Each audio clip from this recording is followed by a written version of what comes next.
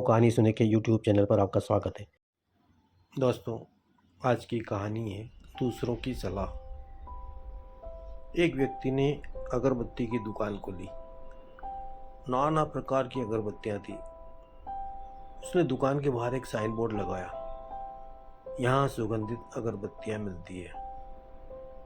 दुकान चल निकली। एक दिन एक ग्राहक उसकी दुकान पर आया और कहा, आपने जो बोर्ड लगा रखा है उसमें एक विरोधाभास है। भला अगरबत्ती सुगंधित नहीं होगी तो क्या दुर्गंधित होगी?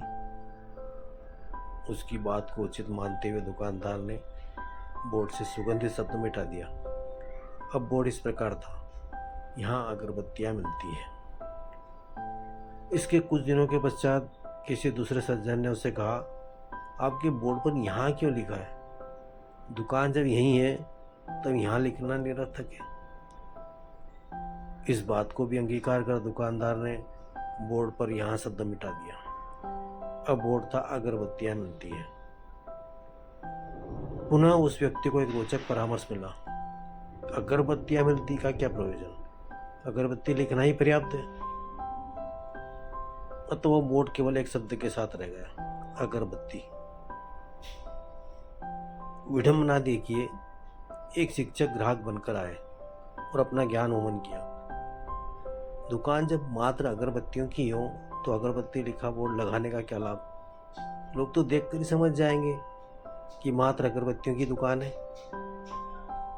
इस प्रकार हुआ बोर्ड ही वहां से हट गया। कालांतर में दुकान की बिक्री मंद पड़ने लगी और दुकानदार चिंतित रहने लगा। एक दिन उसका पुराना मित्र उसके पास आया। अनेक वर्षों के उपरांत वे मिल रहे थे।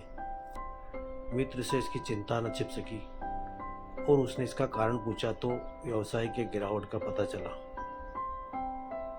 मित्र ने अपने दुकानदार दोस्त से कहा, तुम बिल्कुल ही मूर्ख हो। इतनी बड़ी दुकान खोल ली और बाहर एक बोर्ड भी नहीं लगा सकते थे कि यहाँ सुगंधित अगरबत्तियां मिलती है। दुकानदार दोस्त को अपनी गलती का एहसास हो रहा था। दोस्तों, आपको जीवन में प्रत्येक पग पर सुझाव देने वाले मिलेंगे जो उस विषय के विशेषज्ञ नहीं है, परंतु लगेगा कि सारा विज्ञान, दर्शन शास्त्र, समाजशास्त्र इत्यादि उनमें अंतर्निहित है। आप ऐसे व्यक्तियों की सुनेंगे या अनुपालन करेंगे तो आपकी स्थिति भी उस दुकानदार की भांति हो जाएगी। आप किसी भी विषय या निराकरण के लिए उससे संबंधित विशेषज्ञों की सुने या अपने अंतर्मन की, क्योंकि आपसे अधिक कोई नहीं जानता। जय जिनेंद्र। प्रेरणादायक कहानियों के इस यूट्यूब चैनल को लाइक एंड सब्सक्राइब कर लीजिए ताकि आने वाले समय में आपको कहानियाँ नियमित रूप से मिलती रहे। जय जिनेंद्र।